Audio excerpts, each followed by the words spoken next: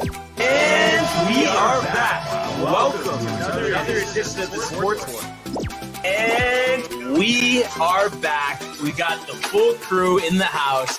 That is what it's all about. The Yankees, out of any team in the league, are the best equipped to handle a blow like this. I think there is a higher power at play here. He's due law of averages. That dude is the ultimate scrub. It's trash. Yeah. Every person you have in there is fucking trash. Next game, you're going to see a big performance. You can see it in the end of the game, and I'm just totally stoked and excited for this. And we are back. Welcome to another edition, the 900th edition of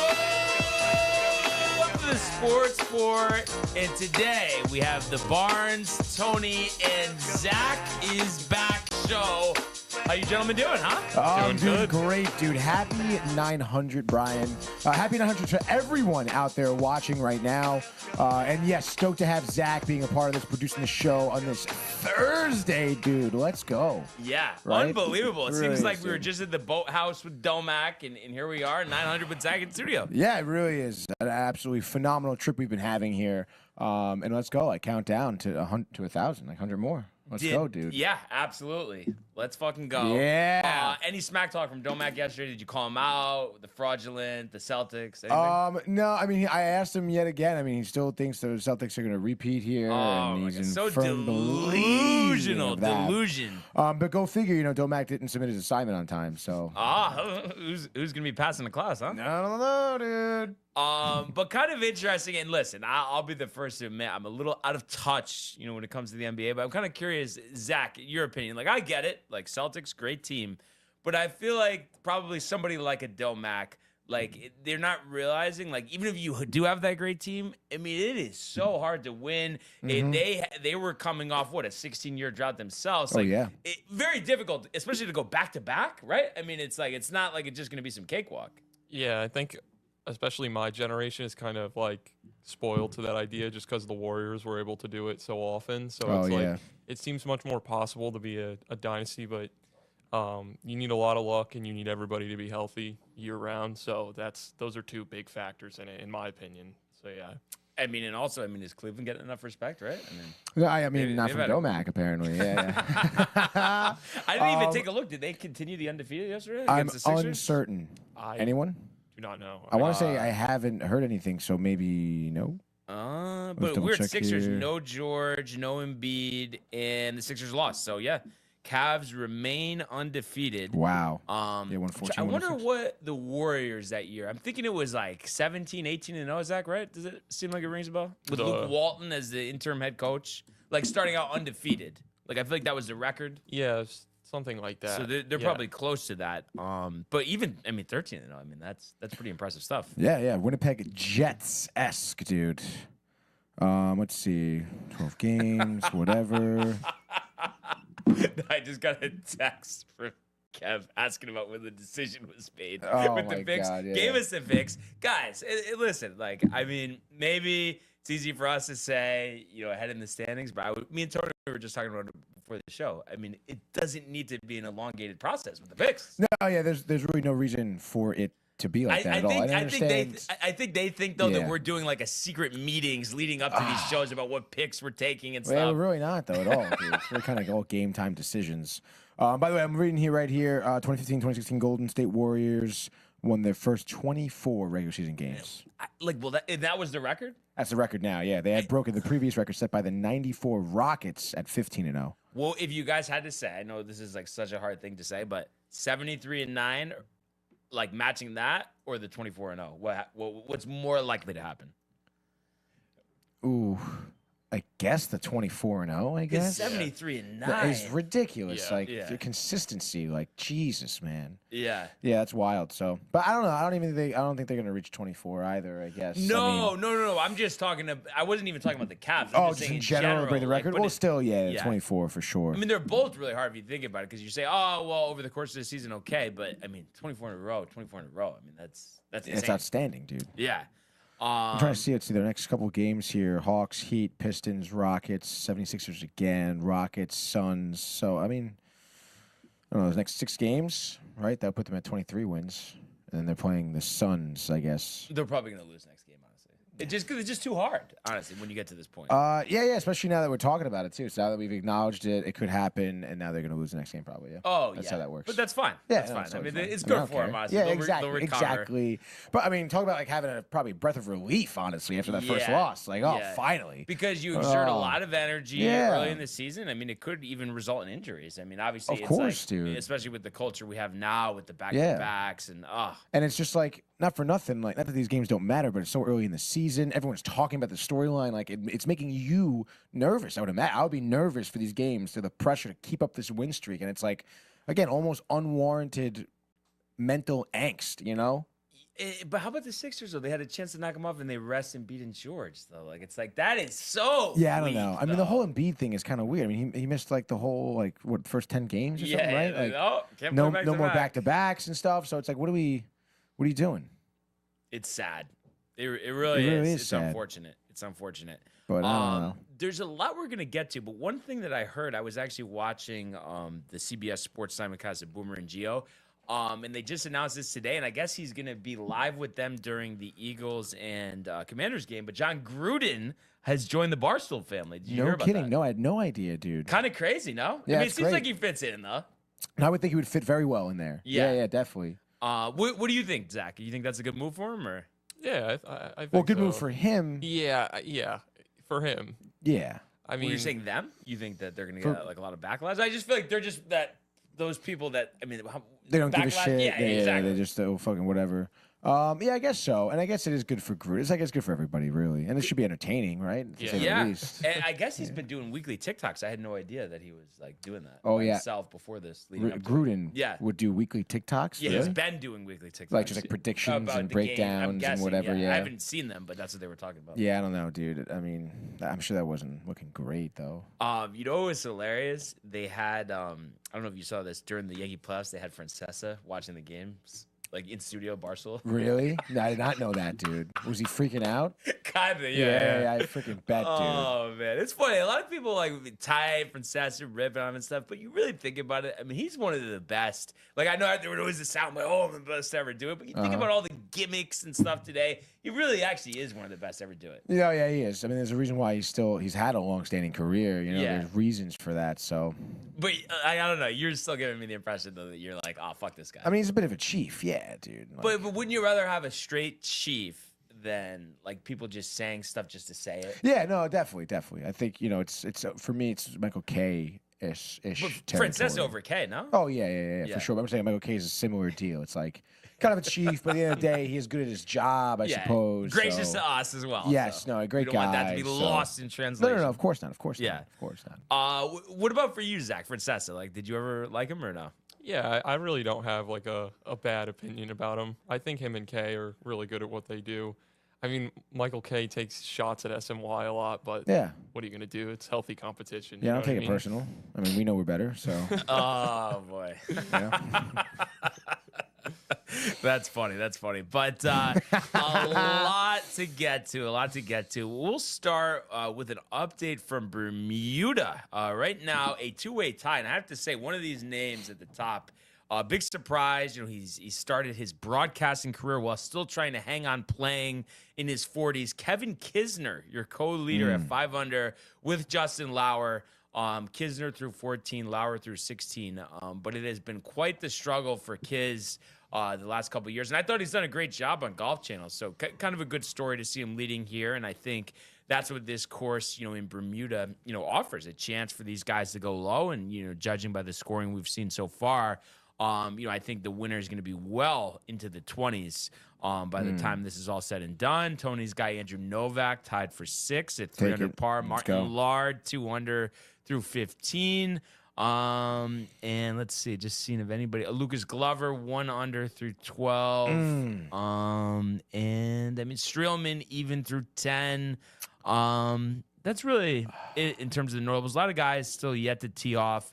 But right now bringing up the rear in 60th, Kevin Yu, +6 through 13, so having a tough start there. But there's 120 golfers in this field, so half of them on the course, half still yet to tee off. Seamus Power yet to tee off? doesn't look like Right, it. I would imagine we'll do that was your pick, quick right? search on that. But yeah, I'm excited to see some of these highlights. Joel Damon. Joel Damon. Oh yeah. Damon definitely. I would imagine. Yeah, Seamus is 11:03 or Seamus. I always get confused, but it's Seamus. It's definitely Seamus. And then Mr. Seamus. Damon plus Mr. through McManus. +2 through 10, but lots of golf yet to be played. We believe in Joel. No, we do. I mean, the hat, the glasses, the drinking. Oh yeah. Yeah, it's great. But you look at his round, started on the back, a double bogey, and then went 2 birdies, Okay. 3 pars, a bogey, a birdie, a par, and then he goes to his 10th hole, which is the first hole, double bogey. So, story of Joel Damon, though, right? Yeah, I guess so, dude. But I guess, we'll see. You said a lot of golf left. Yeah. I don't think Kevin Kisner will be on there the whole time in terms of the leaderboard. But, I guess we'll see, dude. Yeah. So no, I'm sure he'll battle back. What was the freaking measuring tool for the green? The Stimp meter, dude. Zach, you familiar with the stimp meter? It kind of took Tony for surprise yesterday. Yeah, no, it did. I am not. I've never heard of that. It's a tool that measures the, I guess, condition of the green. And speed, right? Yeah, exactly. So you basically, it's this tool. It looks like a big yardstick that's almost like half folded. So it's like a little chute, and they roll the golf ball down the chute. Yeah. And they'll roll it from 2 different points on the stig meter. Or stimp meter? Stimp meter. It is the stimp meter. And then based on how far that ball rolls, they'll do it like a number of times, take the average distance it's traveled, and based on that average distance, give it a scored number between 1 and 15, I think. Yeah. And obviously 15 being the hardest, 1 being the easiest condition or best condition for the green. So, Interesting. yeah, dude, that's I never knew that was a that's thing. what we got yesterday when we were, our in-depth breakdown here at Bermuda. Have you put away the clubs for the season, Zach? Or Yeah, sadly. My friends asked me to go the other day, but I couldn't. I was hell? busy at school. I think it's getting cold now. I want to Yeah. get one more time in with my friends. It's just tough because everyone has different schedules and stuff, but I do want to get out there one more time if I can before it gets really cold. Yeah, definitely. Yeah. I told you I went on Sunday, right? Right. Quick 9. Right. I'm not gonna lie, dude. Some of the tee boxes have really had to shove that tee in there, man. The ground Yeah. was so hard. Yeah. The ball was bouncing everywhere too. The greens were at glass. It was a tough day. But yeah, no, I had played on Saturday, same thing. Yeah. And there were good points, but then when the wind starts howling, oh Yeah, my dude. God. So I'm kind of good, honestly, provide unless it's somewhere not in the area, warmer, sure. Like but Florida. yeah, it's just You what I would mean? still go golfing around here. What are you talking about? It's not, but Zach, you know what I'm talking about, right? It's even if you're out there, it's just the fact that there's that chill, when the cart's moving and stuff, it just takes away from, I feel the enjoyment of it a little bit. Yeah, I think especially as you keep going too. At first it's nice, you're out Yeah. there, and then you're slowly all right, let's get this. You over kind of with, want you the know? round to be over, Yeah. the beers, the wings, right? I mean, you get to a point. I mean, Yeah. 9 is a sprint. Yeah, goes by yeah. quick. 18, you might have been 18 is singing tough. a different tune. Yeah, Tony. maybe. I had pants in the quarter zip. I was really enjoying golfing. In Well, but pants yeah, in the Tony quarter also zip, is I think Antarctica is honestly your. We talk about Michael Buck and Newport Beach. Tony's an Antarctica guy. Dude, it's not cold. Oh man. No, but I really feel for you though, there is no such thing as too cold. It's actually funny, dude, because the heat isn't working in my house right now. It's too cold. Well, it's just first of all, for some reason, probably because the house was built in 1962. It's literally colder in the house than it is outside. Oh, okay. And it's just it's not really that bad, honestly, but it's just getting into my bed at night and the bed is cold. The Tough. sheets are freezing. I'm like, damn, dude. But the guy's coming today, so we'll be adjusting just fine after this. I mean, and obviously there's a certain breaking point here, but I Yeah. do love the whole it's cold, but then you have a million blankets. It is yeah, kinda no, that's nice. great. Yeah, no, I'd rather that. Bundled up. So dude. we'll keep an eye in Bermuda, but also I guess Rory McIlroy closing in on yet another title here in the race to Dubai. Used to be the Order of Merit, but he's won 5 of those, and he's in the lead right now at the DP World Tour Championship. So that would be quite the feat for Rory, just needing a top 10 to clinch, and shot 5 under 67, tied for the lead with Tyrrell Hatton. So we know Rory loves playing over there in Europe. So could be some more hardware to add, but it just one of those things that I wonder if for him personally, I know, he has his roots, Europe, all that stuff, but if it like at this point, it's like he almost like. I mean, I know he's playing, so he has to care somewhat, but it's just that major just has like that's all that's beyond his mind. You would think. Yeah, do you think it is the major? I feel like he's in it for the money at this point, right? No, like in it for the money, but you're telling me deep down inside of him, it's not just tearing him apart. That he wants to just win another major. Yeah, no, I think so. I mean, again, that connotation around him is that he's never going to get another one, right? Yeah. So it's like, yeah, I'm sure he wants to prove people wrong. But I don't know, man. I would be curious to like ask him what his priorities are in terms of winning that other major. Is it just surviving on the PGA Tour? I don't know. Staying married. I mean, I would. What do you think, Zach? You think it's killing him inside or no? I don't know. I mean, 10 years is a long time. Yeah. I don't know. Yeah, but do you think maybe he's come to terms with it? Like, all right, this is it. I'm Greg Norman. Like, I can keep going. I'll keep going until I can't golf anymore. But if I don't win, I really don't care. Yeah, I mean, I guess that's the mindset you have to have, but I feel like it definitely bothers him a little bit. You know what I mean? Well, maybe if you had Given that how mindset, good he'd he fucking win one. Okay, dude? Because he chokes all the time. He chokes constantly. Yeah, I don't know. So interesting to see, but obviously, as we always say, Tony, got a long time. So those opening tee shots That's in right, April at Augusta National. But for now, if we could, Zach, go to the world of the National Football League. He wants Jefferson, climbs the ladder. Oh my goodness! Justin Jefferson, the catch of his life.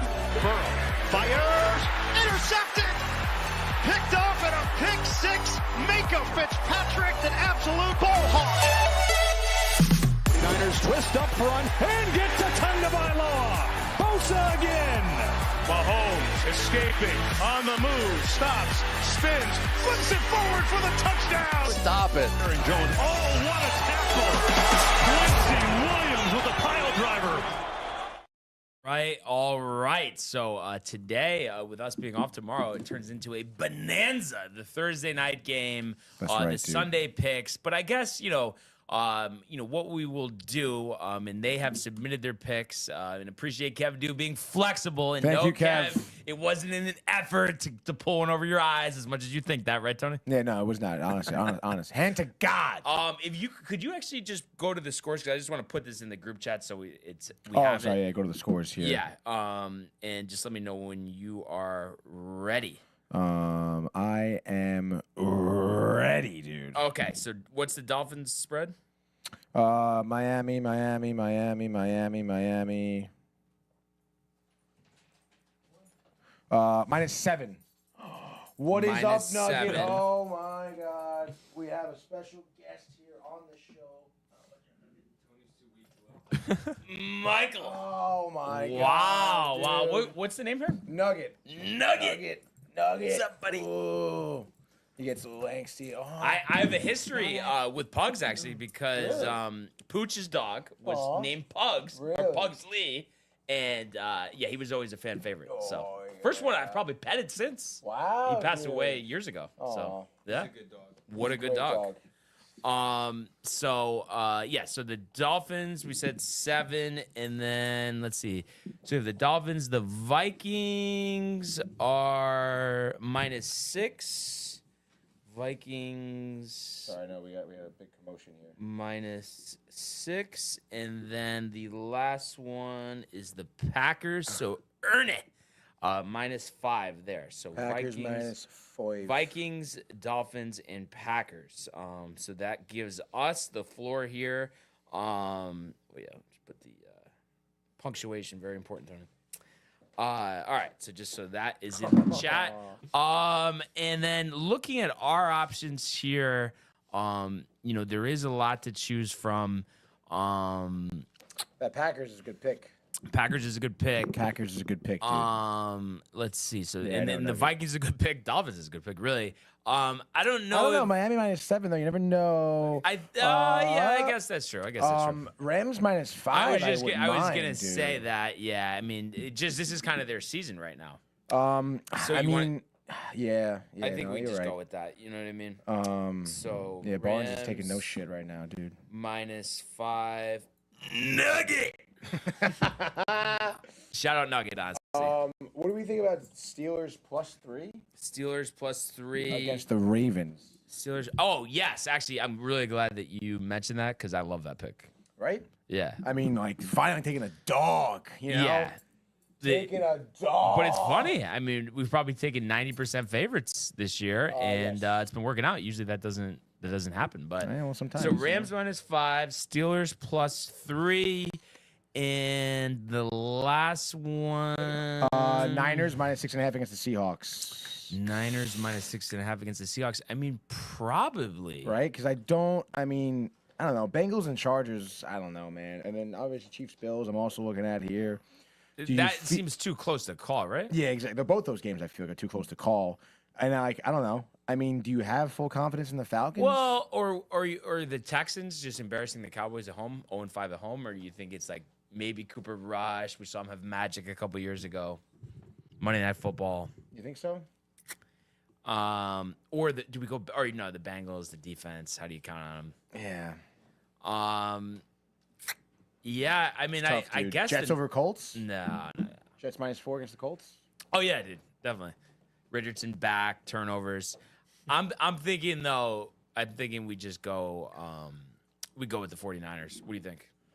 I mean, listen. I feel like when these tough picks, Jags, Detroit -14. -14. Fuck that. Holy cow! Even though dude. they will cover, but.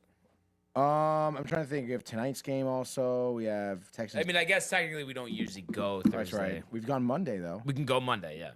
All right, Nugget, you're on the mouse pad right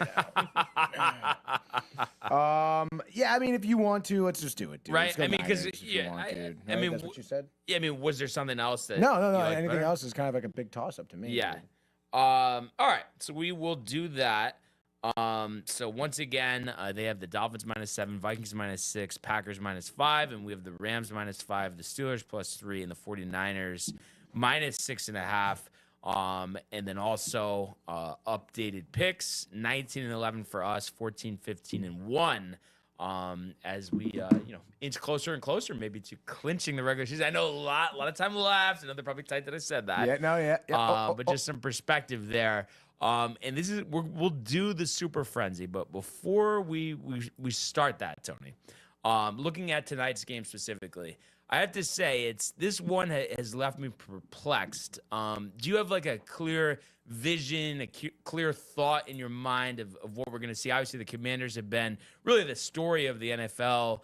And the Eagles, I think, going into this year, even with Barkley, everyone was kind of expecting that taper off stuff to unravel. They've been one of the best teams in the league at 7-2. So, I mean, what are your just kind of initial thoughts going into this game? I mean, it's tough, dude. Obviously, Commanders here coming off that tough loss last week, right? Mm-hmm. And it's just against the Steelers. That's right. And I just feel like, maybe that could be a little bit of a theme in terms of, tough losses against a team with a veteran quarterback. Obviously, Hurts has been around for a while now. And also, like, Hurts has been killing it, dude. I forget what stat he was, but he's the first quarterback ever to do. Nugget, are you freaking out or what? Let's see. Where is he? Oh, okay. No. Hurts has at least one touchdown pass, one rushing touchdown, and 100+ rating in 4 straight games, becoming the first quarterback in NFL history to do that, which is pretty wild. And he's been killing it. He has at least 10 rushing touchdowns in the last, 4 consecutive years. So he's been killing it. Obviously, a quarterback who's tough to contain, dude. Brian and Nugget are very similar, dude. And on top of that, dude, you mentioned Barkley almost having 1,000 yards already on the season. Obviously, Eagles, one of the top rushing offenses here in the league, and the Commanders, I think, are 24th in the league in terms of rushing defense, 28th in the league, allowing 142.7 yards on average per game on the ground. So, I mean, if you're Saquon Barkley, I think you look at that and you eat that up. So, especially since, I feel like Eagles downfield with Smith. Brown. Yeah, exactly, with A.J. Brown as well. Dallas Goedert, he's been killing it the last few weeks.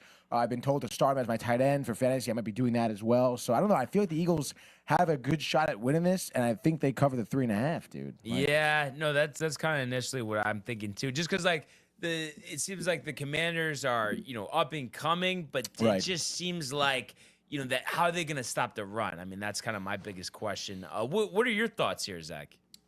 I see the Eagles winning tonight. I think especially now, too, because they're really hitting their stride. I know they kind of struggled with the play calling at the beginning of the year, and a lot of people have been calling for Sirianni to be fired. Right.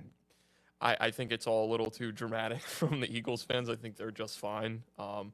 And I really been impressed with Jaden Daniels, and I was, like, super high on him when they drafted him. I always thought that I didn't see this level of success for him so early, but I'm really impressed with what they're doing. I just think the Eagles are, like, the more complete team.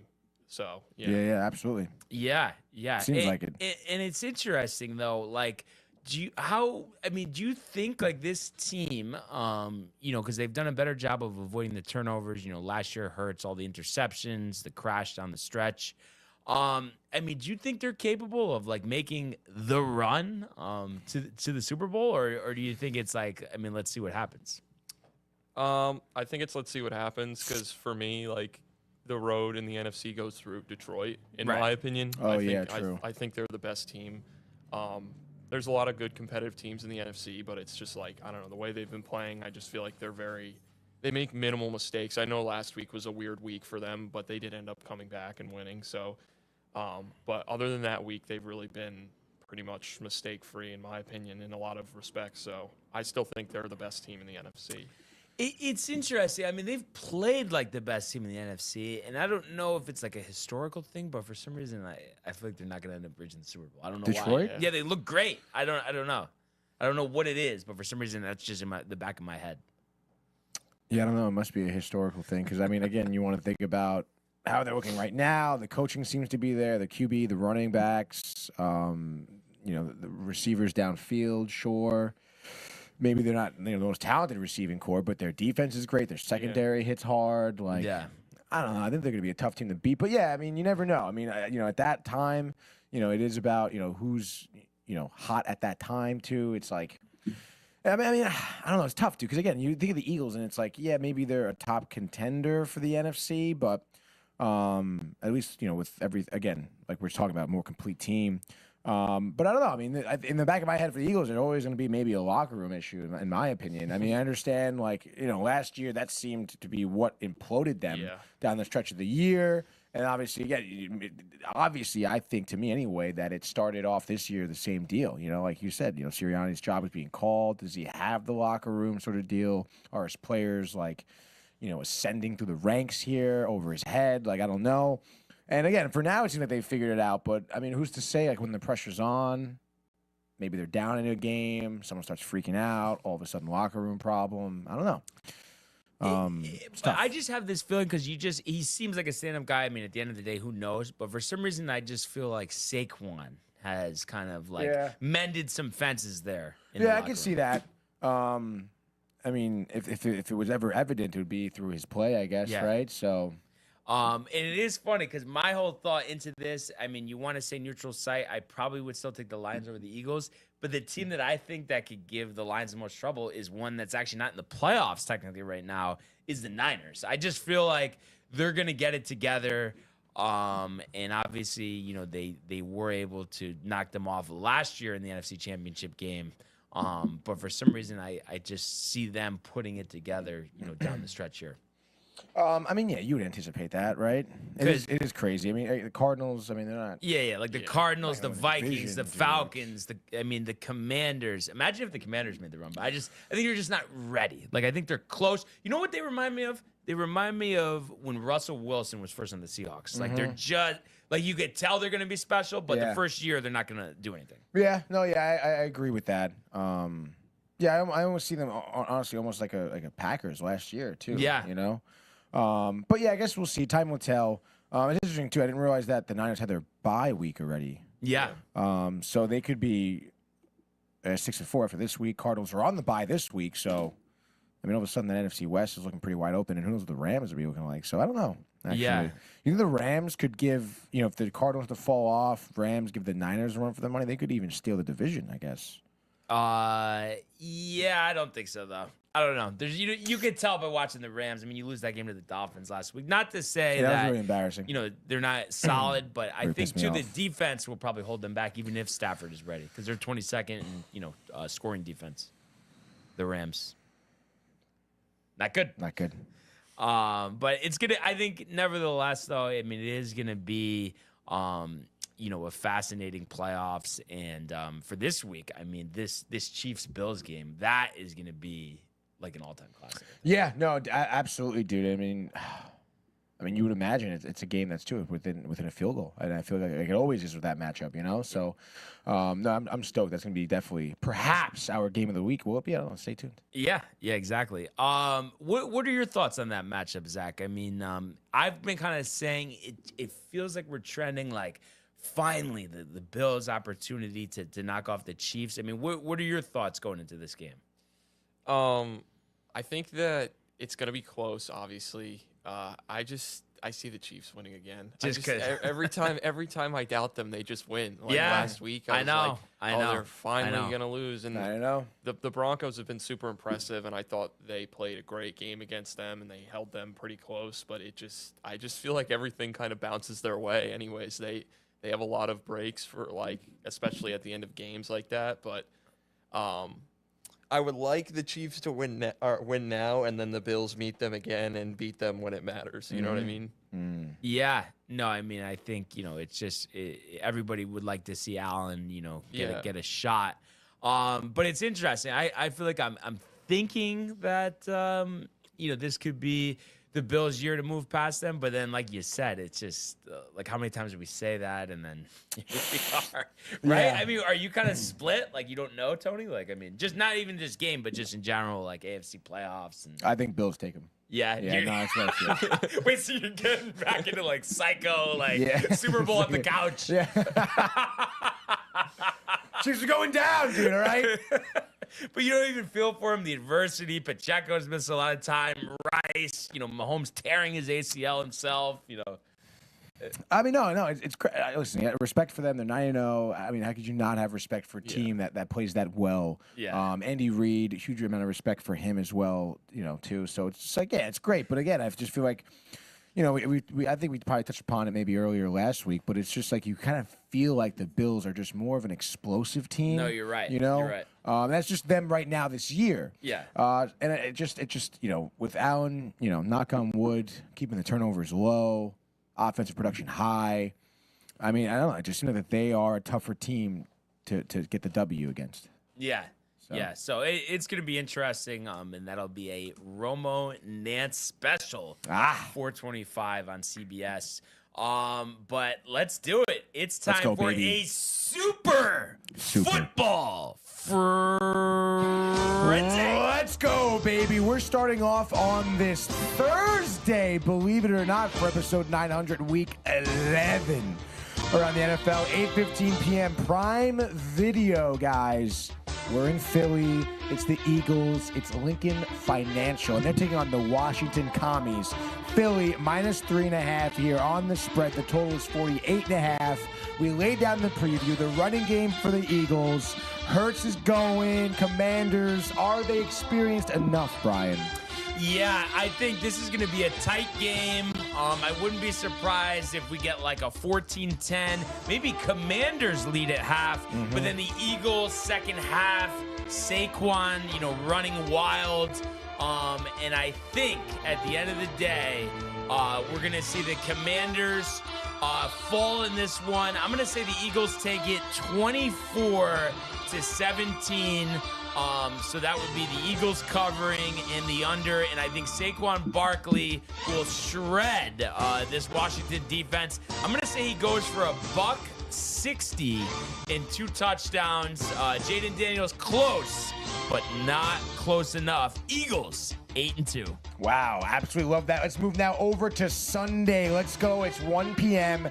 FOX. Week 11 getting kicked off on the weekend. Soldier Field. This is a TCA pick here as the Packers take on the Bears. Green Bay, -5. Total is 40.5. Jordan Love looking to improve his team to 7-3 and say, hey, don't count us out. What do you say, Brian? This is a tough one for me. I mean, Love hasn't looked great at times this year. You feel like the Packers are the better team. The Bears, the uncertainty of head coach, firing the offensive coordinator, but they're kind of due as well. So I guess the medium here for me is to say take the Bears with the points, but the Packers end up winning by a field goal. McManus from 48 at the horn. McManus. And I think this is a lower scoring game under the 40.5. I'm going to say the Pack will win this game 20-17. So it's the Bears +5 and the under. Love it there. Speaking of don't count us at the Jags, who are, that's not a smudge on my laptop, they're 2-8, 0-5 on the road here. They're going to be going into Detroit to a game that could get ugly. Jacksonville +14 on the spread here. On CBS, the total is 46.5, continuing the absolute Goliath of the NFC North. Are the Jags going to survive this one, Brian? This gives me Lions and Dallas vibes. So I would not be surprised if the Lions cover the total by themselves, which is obviously pretty insane to say. I think they will run for 250 yards on the ground. And, you know, you think about Mac Jones playing too. So wouldn't be surprised if we had a pick 6 or 2. But I'm going to say the Lions big here, 49-14. So it's the Lions and it's the over.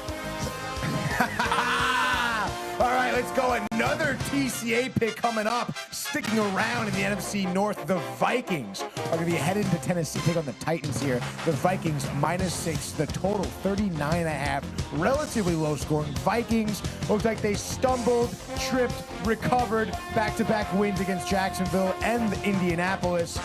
Titans, obviously, we know, looking tough at 2-7.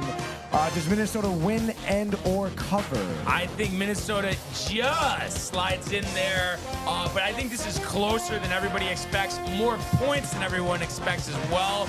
I think Tony Pollard maybe has one of his best games of the season. $125 and a score. Darnold, though, will limit the turnovers, and I think the Vikings will end up prevailing here. I'm going to say 28-21, so it's going to be the Vikings and the over.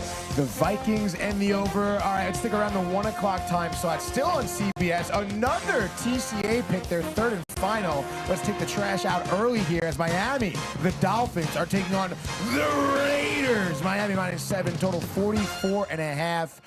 Both teams, I guess, trying to remain somewhat relevant. Raiders seem like they're way on the outside looking in. Dolphins on the cusp. What do you say here? Dolphins life after the Monday Night Football win. Hard to not see that translating here, and I think the Dolphins defense also looked pretty good on Monday night, and against this Raiders team, I have to say, Gardner Minshew, for me, one of the most disappointing quarterbacks in the league this year.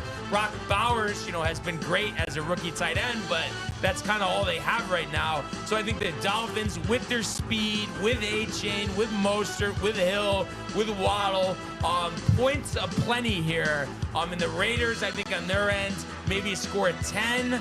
I'm going to say the Dolphins score 31, so just on the under, but it's going to be 31-10. Dolphins over the Raiders. Dolphins and the under. Next game here, we're sticking still in the 1 o'clock time slot. We're going to Foxborough, Gillette Stadium, as the Patriots here.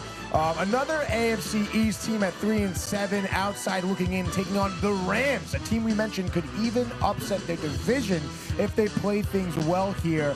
Unfortunately, they're coming off that loss against Miami. Very tough loss. Patriots surprisingly doing well against the Bears, eliminating the 9 points here. New England +5 on the spread. Total 43.5, Brian. I know you're not one to typically go New England, but what do you think about an upset? Yeah, I'm not going New England here. I think the Rams, fighting for their playoff lives, will bounce back. New England, sure, some of these wins surprising, whatever. But Sean McVay, he's too smart to get out-coached here. And while it might not be a sexy win, I think the Rams will win this game 20-7, bring their record to 5-5. So they cover the 5, and the total will be under the 43.5. couldn't agree with you there more here. Let's switch over to FOX now at 1 o'clock. The Browns are going to be in New Orleans playing the Saints here. Browns 2-7, Saints 3-7 here. Cleveland +1 on the spread, Zach. The over-under is set at 44.5. The Saints, I guess, kind of somewhat upsetting the Falcons last week, winning by a field goal, 20-17 here. The Browns coming up their loss against the Chargers. I mean, bit of a tough matchup in terms of quality teams here, but, I mean, do the Saints edge it out? Or? I mean, the run, Tony, I don't think it'll be a run to the left, but the Riz, I think, has the guys jacked up at the Caesars Superdome. Jameis is coming home, all of that, but I think Alvin Kamara is going to have 3 touchdowns in this game, 2 on the ground, 1 through the air. The Browns are a mess. The Riz is jacked up. And I think it's going to be 21-10 Saints over the Browns. So the Saints and the under. Great call there. It's now sticking still in the 1 o'clock time slot. 2 games left here. CBS. Where the fuck is Jason Libertelli? MetLife Stadium. The Jets are taking on the Colts. The Jets, another team here in their division at 3-7. 2-2 at home. They're taking on the Colts here. Just a -4. The over-under is set at 43.5. Colts on a 3-game losing streak, dropping games to Houston, to Minnesota, to Buffalo. Are they breathing a sigh of relief taking on the Jets this weekend? Yeah, they are. And for the first time this year, I'm done with the whole thing. The hope, the loss, couple days build up. Oh, we can still win. We can still on the run. No. That's not happening. Anthony Richardson is why. No, listen. He has played pretty poorly this year. I will give you that. But I've said this many times. The Jets against mobile quarterbacks seem to struggle. Also, he gets a big lift. Michael Pittman will be back in this one. I think Taylor carves up the defense. Rodgers is saying, yeah, probably come back. Like everyone's like, do we really want you back? But I think the Colts bounce back here. So I easily like them on the +4. I feel like this is probably... I'm going to say 24-17. So it'll be the Colts in the under. The Jets are 3-8. Yikes, dude. Let's move away from that dumpster fire and go to Pittsburgh. The Steelers taking on the Ravens here. I love this matchup between these two teams. These two quarterbacks, Baltimore in a tight one here, are -3 on the money line. The total 47.5. The Steelers on that 4-game losing streak since dropping that winning streak rather, since dropping that game to Dallas. Ravens, winners of 4 of their last 5 as well. I mean, what do you think? You think it's a tight game? Of course. We know the numbers, the history since Harbaugh and Tomlin took over respectively. The cast of characters changes, but the type of game we see doesn't. So the first thing off the bat is definitely hammer the under, and I know the concerns about the Baltimore secondary, all of that, but these games are usually lower scoring, and I think what's going to happen here is the Ravens will have a chance to win this game on a Tucker field goal. We've seen them struggle this year. Wouldn't be surprised if the Steelers block it, return it for a touchdown as time expires. About as exciting as you could get. Wow. Michael Bucket could hear the Nance call from here. But I'm going to say the Steelers win this game 26-20. So it's going to be the under in the Steelers +3, one of the best rivalries in the National Football League. And perhaps one of the best 1 o'clock games we'll see. Switching gears to 4:05 on FOX. We're going to be at the Empower Field at Mile High, Denver, Colorado, as the Broncos will be riding their way to potentially a win against the Atlanta Falcons. Both teams, clamoring for some, postseason play here. Broncos dropping 2 in a row, one to Baltimore, one to Kansas City. Falcons looking to bounce back after their loss against New Orleans here. What do you got? You think Bo Nix and the Broncos have what it takes? Yes, Tony. And I know, Denver, obviously the favorites home. Look at that number, 2.5. So they're saying, it's a pick 'em on a neutral site. But I think this is the adversity that Atlanta will need to fight through. We've seen them have these big lapses over the last couple of years. Obviously, you got that veteran quarterback in Kirk Cousins, but I think the Broncos win this game because of a sound defense. I think they sack Cousins a couple times, get an interception or two. This is yet another game that's going to go under the number. And I think Nix does exactly what he needs to do. Buck 75, 2 touchdowns.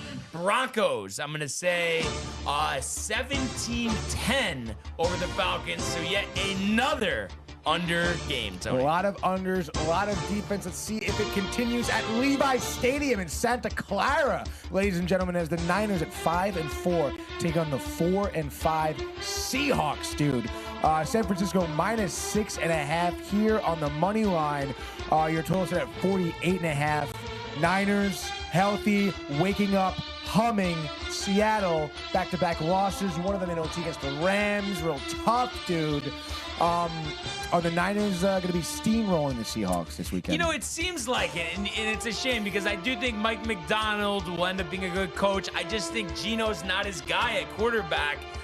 That's what's holding him back. DK Metcalf off the IR and will be active for this game. So I think the Niners, though, are just going to prove to be too much. I guess I would say I see this being like a 31-17 game. What do you know? Under by half a point. Niners big, covering the 6.5. Under. Last game in the 405 time slot. Now we'll get to potentially our game of the weekend. 425 on your televisions, ladies and gentlemen. At Orchid Park, the Bills at 8-2, 4-0 at home will be taking on the undefeated Kansas City Chiefs. Speaking of the spread, Buffalo -2, the total 45.5. Obviously, these are two powerhouses around the NFL. An interesting playoff matchup we'll see, no doubt. But this is the regular season right now, Brian. Are the Chiefs undefeated after this week 11? No. And it's weird to say it. Probably the first time I'm picking against the Chiefs in this type of spot. But it just feels like the Bills are ready. The home field advantage. This is going to be an all-time classic. And for once, we're going to go with the over here. But I think Tyler Bass will prove to be the hero. End of regulation. I think he knocks it in from 56. Wind swirling, doesn't matter. The Bills, 31-28. Chiefs, no longer undefeated. Wow. Speaking of all-time classic, let's get to our primetime 8:20 NBC matchup here at SoFi Stadium. The Chargers at 6-3 taking on the Cincinnati Bengals. Both teams, again, clamoring for some playoff appearances here. LA -1.5 here, total 47.5, Brian. I don't know. I think this is going to be a great matchup here. But at the end of the day, is this like a pick-em at this point? Well, I think it's one of those things everybody wants to go with Burrow. The numbers pop off the page. We want Joey Ice in the playoffs, and we'll probably have a decent game. But that Bengals defense does not look good, and I just feel like Jim Harbaugh is so much better of a coach than Zach Taylor. He's not going to let a ravaged defense beat him here. And I think he's going to play this game smartly. This is again on the under. I think they hold Burrow at bay relative here. And I think the Chargers are going to win this game, let's say 24-17. So it's the Chargers, it's the under. And just like that, that is your football frenzy. Talk about a slew of unders, dude. Yeah. Right? Let's freaking go. But you know what? As we typically do here, I got to ask you, I know it's Thursday, and I guess we can include tonight's game, but what's going to be your game of week 11? Dude? I have to go Chiefs-Bills. Really? But Ravens-Steelers, it's like 1A, 1B. Yeah. That's what I would say. How about you? No, I definitely agree with that. I honestly, I think Bengals-Chargers would turn out good. Yeah, I guess not going with those two teams. Well, actually, I honestly would probably pick tonight's game. Wow. Interesting. Commanders-Eagles, not going Bills-Chiefs. I think I would go over the Eagles-Commanders. Ravens-Steelers. Yeah, I think so. I just think that, obviously Daniels, huge storyline. I think it puts up a really good fight against the Eagles. Yes, I think actually, it says Eagles -4, by the way. It was 3.5 when we started the frenzy, wasn't it? Kind of nuts. But then we've seen ESPN kind of, do kerfuffle the numbers, maybe. Who knows what kind of bets they're making in ESPN. Some insider trading, perhaps. But, yeah, I think just Hurts and the Eagles is going to be a great test, great game. And, yeah, I don't know. I think Steelers over Ravens easily, in my opinion, dude. What about you, Zach? What do you have circled? Saints Browns. No, I'm just kidding. No, I'm really, really interested in the Chiefs and the Bills, obviously, but that Steelers Ravens game is going to be very fun to watch. I've been really enjoying both of them this year. I feel like they've been pretty entertaining every game they've played, to be honest. So I'm really excited for that game. And like when you look at the Ravens, we've seen them, year after year. It feels like just struggle to get over that hump, get back to the Super Bowl. Do you feel like with Henry, but yet, maybe some questions about the defense that this could be the year, or do you still kind of question it, as we, approach the stretch run here? I think their defense is certainly questionable, especially after last week. But I think that if any year was going to be the year, this would be it. I really think they're more well-equipped than they were last year to beat the Chiefs or somebody like that when it comes down to it. It's really just going to come down to, does Lamar show up? Do his receivers show up? And do they score points? Because that was their problem last year. That game against the Chiefs, the AFC Championship, I don't even think they scored a touchdown in that game. Yeah. So, I mean, to me, it's really about just keeping up with these other teams offensively. I think their defense definitely needs to wake up after last week, but it's going to be more about their offensive output to me. Yeah, so it'll be interesting to see what happens. And before we move along here, I guess we had missed some comments, but that's right. Did we get the Josh B? Congrats? No, we got no comments in here actually. Wow. So if you want to start off with Josh B, he says, "Fam, what it do? Going to corporate stinks. LOL. #TSages. And then he says, episode 900. Congrats, 900, Couldn't do it without Josh B. dude. Of course not. We have Tommy D in the house as well. Says, what's up, folks? Congrats on 900. Hopefully the blue shirts can get right dub tonight. Absolutely. Josh B. hyped for the dog. And then Josh J. Bird says, who's that handsome man? Obviously referring to me. And then he says, Barnes, can you do your best Rizzler face? I don't even know what that. I feel like you could probably do it better than I can. 'Cause I don't even know what it is. It's like I don't know. It's that kid who just goes like this sort of deal, right? Like this? Like this? Yeah. There we go. We're gonna kind of raise an eyebrow, maybe. Something like that. Something like that, dude. Jay Bird needs something. Then he says, Jets are done. And then he says, Aaron Rodgers is a cancer to the team. Where is Matthew Ryan?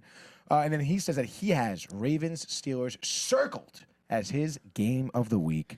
And Michael Buckner wants to know, whose dog? Mike's friend's dog. There you go. Dog sitting. Dog sitting. Bam. Nugget. Hands. That's it. Nugget.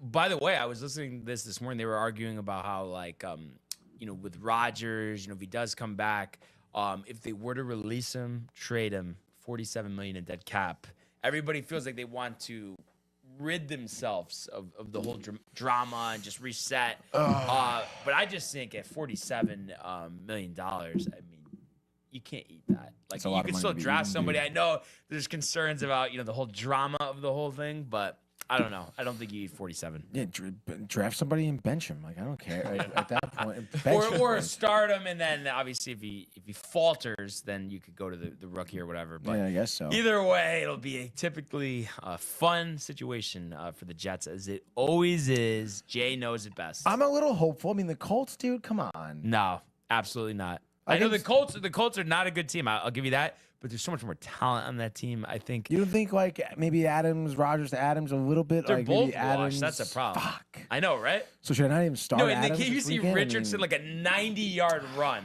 Honestly. Yeah, I guess so. And then Jonathan Taylor going nuts. Sauce asleep at the wheel. Michael Pittman streaking down the sidelines. Unfortunately, I don't have good visions. No, Jay Bird says, "Bring the boom, baby." What does that mean? I think the shades are on real early for Jay Bird. Yeah, hammered too. Dude. Yeah, hammered. Maybe drinking early, depressed about the Jets, needs something in his life that's good. I don't know if you're gonna find it around the National Football League. No, but maybe we will find it in the National Hockey League. Oh. Speed, here he comes! McDavid He scores! Captain with the overtime winner! That's the middle break. It's a world-class hit right here. Tomsky stepping. Rink Washington made the full split save. Are you kidding me? Turn. Side of the net. Between the legs and they score! Filthy! David Pasternak. The silver trophy to the Golden Knights. And I wish we could just come back from that. The Ranger goal song, all hyped up. But all we can do, Tony, is play the games on the schedule tonight. This game you're not too happy about, Brian. Well, I just would have liked to see more of a test. I know you could say, oh, well, if you have a test and they just lose, how are you going to feel then? I get it, but I don't know. I just, I mean, how do you feel right now, honestly?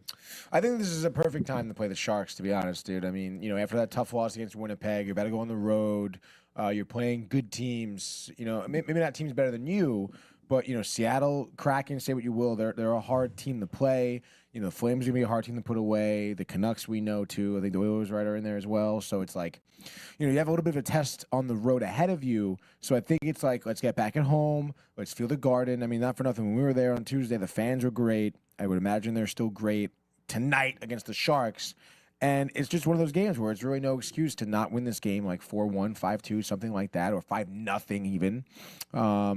So, yeah, like I said, dudes, just get in here tonight, get the job done, feel good about yourself, and get ready to go on the road. Now, do you feel like, though, no matter what the scenario is, how it happens, just getting the win, I mean, that's all that matters? Or if they're pushed to the brink, I mean, are you going to kind of have a sour taste in your mouth about this one? I mean, you're a minus 425 favorite here.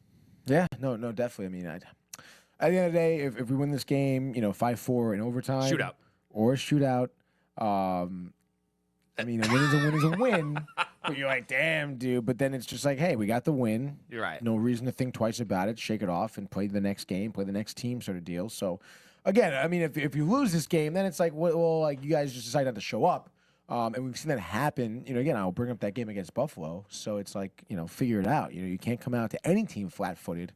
This is still the Professional Hockey League, so it's like, teams, no matter their standing or roster, will take advantage of a team that comes out sluggish. So you just got to play your game. You got to keep it tight, play New York Ranger hockey, and you're going to be finding yourself on the W side of this game. So for you, I mean, there's not a concern in the world here. The concern is the road trip, not this game. Correct. Not to overlook this game, like I said, use this as a get-right spot, a springboard to having that confidence and high level of play getting on the road here. So, yeah, let's go. It's an absolute, let's freaking go right now, dude. Tickets as low as $80. And with the fees, $130. And against a team with the Sharks, like, come on, dude. Like, it should be a gimme, Yeah, really should. I just feel myself, I'm a little pissed off. Like, it should be $45 for but I'm pissed, though, honestly, Tony. I just, I want to... I guess the road trip, a dominant road trip is how I feel better. But I don't know. I just have this thing in the back of my mind that I'm concerned that we're too slow, too old. I mean, any truth to that? No. I don't think so. I don't think it's a question of us too old or too slow. It's just about, not making those stupid mistakes, really. Yeah. Because that's what leads to turnovers, goals given up. I don't think like Winnipeg isn't a faster or more athletic team. They were just playing better, You don't think they're faster, though? Do I think they have more speed on their team? I mean, I just don't think of the Rangers as a fast team, is basically what I'm saying. I think that they're not utilizing their speed right. Okay. Again, like Mika is fast. Kreider is surprisingly, like the way he accelerates is outstanding, which is great. But how often do we see that? How often do we see Kreider taking a puck, over the blue line and in? Like, not often. He's normally the one who follows, forechecks, or sits in front of the net, So it's just like, I think we can utilize the team's speed a little bit better than what they're doing right now. But I guess, we'll see. And I did see, I was checking Daily Faceoff, Blackwood in between the pipes for the Sharks. And I had, of course, this ad in front of my face, but I mean, I would imagine that it's going to be Igor again, right? Yeah, no, I would. I would think so. Yeah, Igor confirmed, Blackwood unconfirmed. You're probably looking at one of those games, I think, on the road, though. A quick start, I would imagine. Maybe two. I mean, who knows? Yeah, maybe. It just depends. Maybe Edmonton, Depends how it goes. Yeah. So is it Saturday? What is it? Saturday is the start of the road trip? Yeah, because tomorrow's Friday, right? That'd be the travel day. Let's double check here. NFL, we're done with the NFL. Rangers, upcoming games, the schedule, the Wi-Fi, the San Jose, no, dude. Seattle. Oh yeah, Seattle's first, but that's on Sunday. So they're off for a couple of days here. Yeah, it's kind of fucking lame, dude. That means no Ranger hockey this weekend. I guess we get them for the horseshoe. Yeah. But that's at 9 o'clock. 9 o'clock. We gotta get a period in.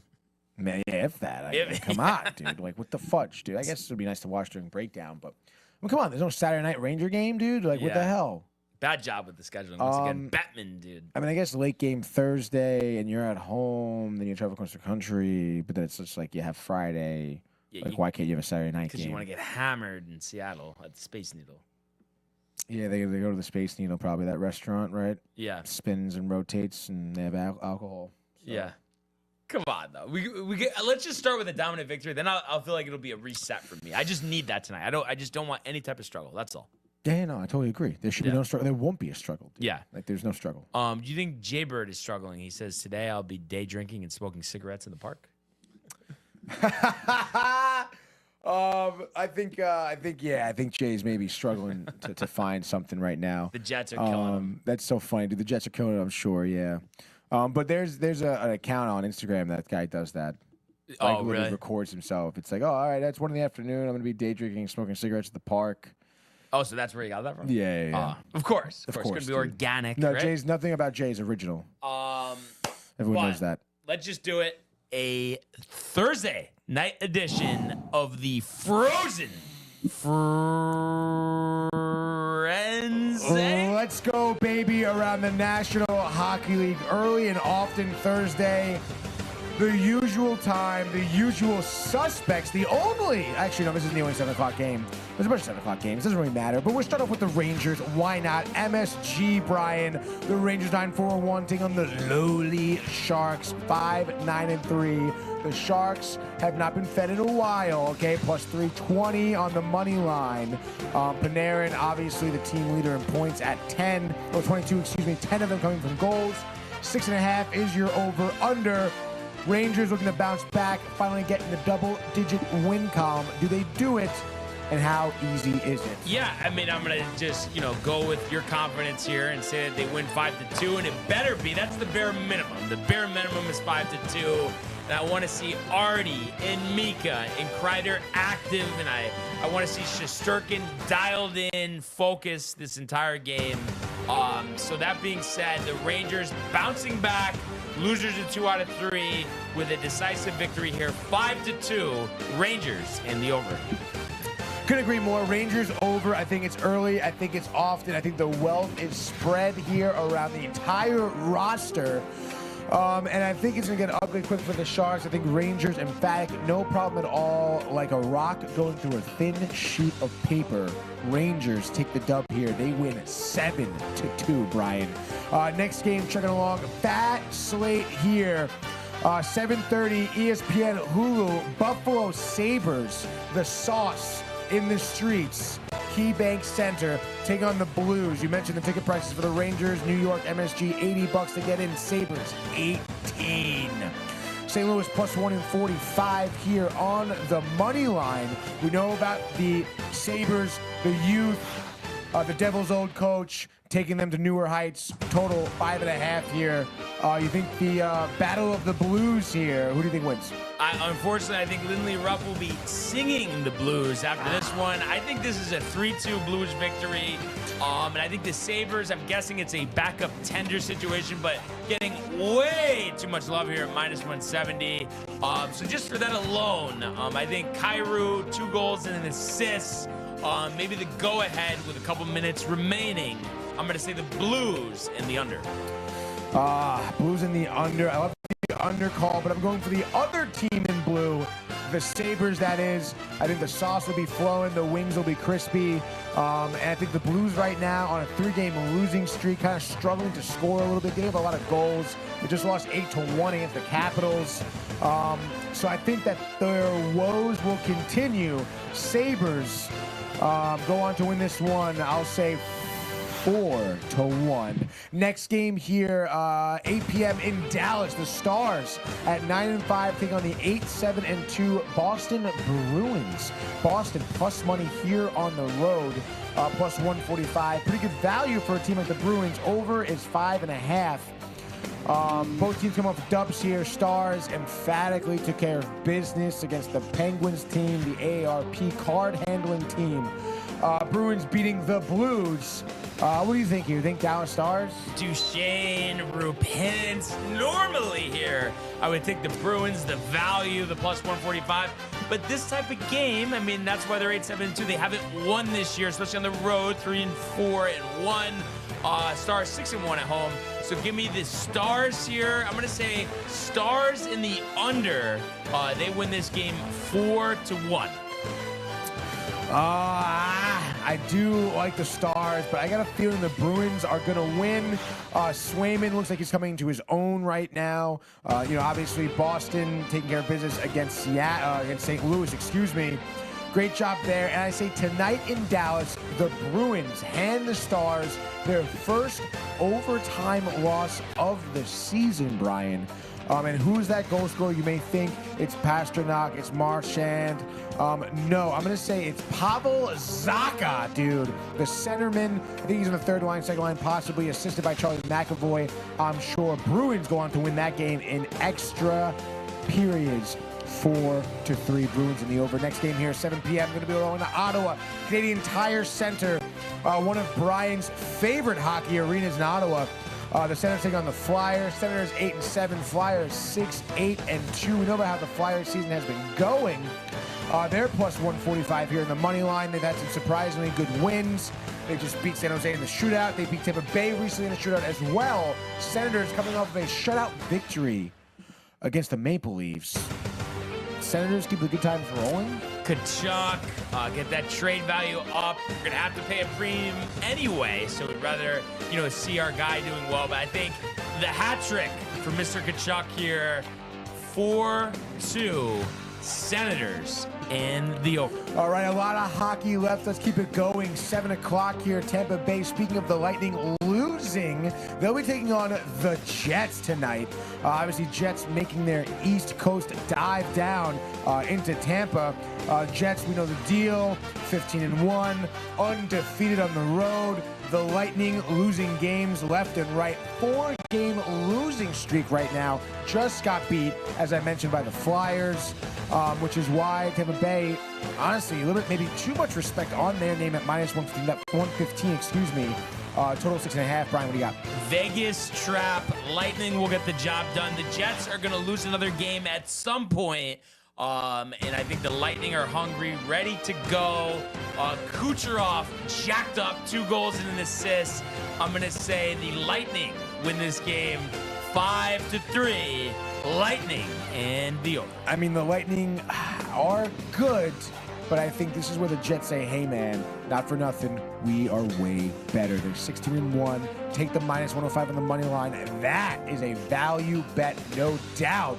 And I say Josh Morrissey, 2 goals and assists. Kyle Connor, hat trick. Nikita Kucherov, couple goals. I think this is a high-scoring game, but Jets edge them out. I say they win 5-4. Jets and the over. Let's keep it chugging. 7 o'clock still. Florida sticking in that state. Sunrise now as the Panthers taking on the Devils, okay?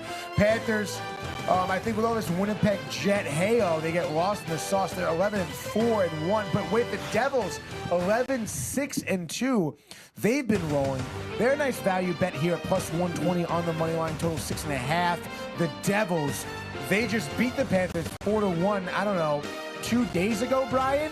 You think they go back-to-back? Lightning is not striking twice here, okay? So I think the Panthers blow them out 6-2. I don't want to hear this nonsense about the Devils. They will revert back to form. Panthers in the over. Yeah, I really couldn't agree more, to be honest. I like the Devils. Not to say they're fraudulent. They are a young team, up and coming, but the Panthers, I mean, they're that team the Devils hope to be one day. And because of that, Panthers pounce here on the Jersey Devils, mythical creatures. Panthers, they answer right back with a 4-1 victory of their own. Panthers and the under. Let's keep it going. Final 4 games. We're starting off the final 4 in Minnesota, the Frozen 4. The Wild taking on the Canadiens here in St. Paul, Minnesota. Minus 260. Heavily favored here against the Montreal team, who's 5-9-2. Over under is 6.5. The Wild just dropped a surprising game in overtime to the Blackhawks 2-1. Canadiens beating the Buffalo Sabres 7-5. Wild get right spot, looking for the 11th win of the season. Absolutely here, and everybody in St. Paul is going to be riled. Zuccarello, we already know. Kaprizov. I think 4-1 Wild in the under. Right you are there, Brian. Wild under. I will say Gustafsson gets a first season shutout here. Doesn't matter. Wild 2-0. What's up, dude? Next game, final 3 now. We're going to Edmonton. The Oilers taking on the Predators at Rogers Place in Alberta, Canada. Nashville plus 155 here on the money line. No, yes, plus 155. That's right. Over under is 6.5. Oilers back-to-back wins. Vancouver took care of business 7-3. Islanders OT winner. Draisaitl says thank God for McDavid. Is he saying that once again tonight? Yes, he is. And I know you're going to tell me Stamkos, the fountain of youth, or the upset at Rogers Place. I don't want to hear it. I think the Oilers all day. McDavid's been a little shy in terms of finding pay dirt. 2 goals, 3 assists in this one. It gets ugly quick. 6-1. Oilers over the Predators. Oilers in the over. I'm not going to lie, Predators have looked so stagnant and terrible all year long so far. I think it's been one of those games where Draisaitl does say thank God for McDavid here. I mean, give him the hat trick. Why not, dude? I say Edmonton takes care of business decisively, Brian. I say they win, I don't know, by the score of 6-1, dude. Next game, final 2 here, sticking in Canada, Vancouver. Speaking of them, the Canucks taking on the Islanders here. Canucks 8-3-3. Somehow it seems like they've been underwhelming on the season with that record. Islanders 6-4. Over under here 5.5. Money line here for the Islanders plus 150. Any value in that bet, Brian? That is the bait trap. I think tight defensive game here. Hammer the under. But Quinn Hughes, the hero, 30 seconds left in regulation. The game-winning goal. Canucks 2-1. Canucks in the under. Couldn't agree more. The Islanders here losing back-to-back games, back-to-back overtime losses, back-to-back 4-3 losses there. And I'd say that's exactly what happens here. Canucks in regulation, though, they win 4-3. JT, 2 goals and an assist. Last game, Bet's game, possibly, probably not, though, because it's a bit of a dumpster fire in terms of the matchup. Let's go to the Climate Pledge Arena, Seattle, Washington. The Kraken take on the Blackhawks. 2 teams, not very good records. Talent on the team, yes, but who's going to pull it together? Find out here as the Blackhawks plus 140, over under 5.5, Brian. Both teams coming off of dubs. Who's going to make it another one in the win column, Seattle or Chicago? The value, Bedard willing the Blackhawks to the victory here. So I'm going to say another low-scoring defensive game. Bedard does it himself. The hat trick. 3-2 Blackhawks and the under. I mean, I guess you really can't argue with that. I mean, Bedard, the talent, Seattle, tight. And you look at their stats here. I guess give me Seth Jones, a couple goals and assists. Bedard, 2 goals and assists. Teravainen, though, with the game winner. 3rd period, go-ahead goal here. He makes it 5-4. That's your final score. Blackhawks in the over. Just like that. That is your Thursday Frozen Frenzy. I am starving. Yeah, me too. Got Thomas? Unlikely. Got lunch today. I got some chicken and rice with some shredded lettuce. You look like you're really excited for it. I actually, dude. I'm kidding. I brought a tortilla wrap, so I'm gonna make a little burrito. change it up a little bit, not Sauce? just the bowl. I do not have any hot sauce. Are you usually like you hammer that typically? The hot or- sauce? Yeah. No, not typically. Maybe a little bit, but I got some chips on the side, so I'm feeling pretty good, dude. Yeah. What about you? You gonna get those? No. The bar? Good. No. Good. Yeah, the bar for now. Good meal later. Gym in between. Yeah. We already know the drill. Yep. But other than that, Morning. Good morning. Justin Lauer and Joseph Brantlett, co-leader, 6 under. Lauer is done with the 65 in the clubhouse. Brantlett through 16. Unfortunately, our guy, Kevin Kisner, a bogey on 18, but he still finishes minus 467. So a good round, nevertheless, for the grizzled vet, Tony. Yeah, you gotta be impressed with that. I mean, obviously, we'll keep an eye on it because I'm still pulling for Andrew Novak, no doubt. I kind of forgot my sleeper. Molinari. Dude. Molinari. I actually haven't looked up anything. I feel like about he him. didn't. He must not have teed off yet. He's a little bit older. They give him, time to sweep in. And rest. Even through 1. There you go. Oh. Early riser. And a a little older. Damon update +2 through 14 holes. So Joel will need to pull it together here these last few holes and tomorrow if he wants to make the weekend. You think you will? Yeah. Really? 65 tomorrow. Book it, Tony. That would be crazy. Oh, man. But I feel like this is just one of those times, Tony, where we just look up and it's like, where did the time go? Where did the week go? Dude, I can't believe it. And then no show tomorrow, too. I mean, what a way to celebrate 900, though, having the day off following. Yeah. That's kind of cool. Yeah, Even though it's not really a day off. The pat on the back. Pat on the back. The horseshoe on Sunday. The horseshoe on Sunday, exactly. So make up for it. So get the episodes in. Big matchup. Sunday night football. Sunday night hockey. That's going to be sick. Yeah, absolutely. You know? So we really would like to thank everybody for tuning in and continuing to comment, like, and subscribe. All of the archives on the YouTube page, Tony Marco, Renee, and Jay and Costume, the merch at downtown.com. Want everybody to enjoy the day, enjoy the games. Let's go, Rangers! And we will see you on Sunday.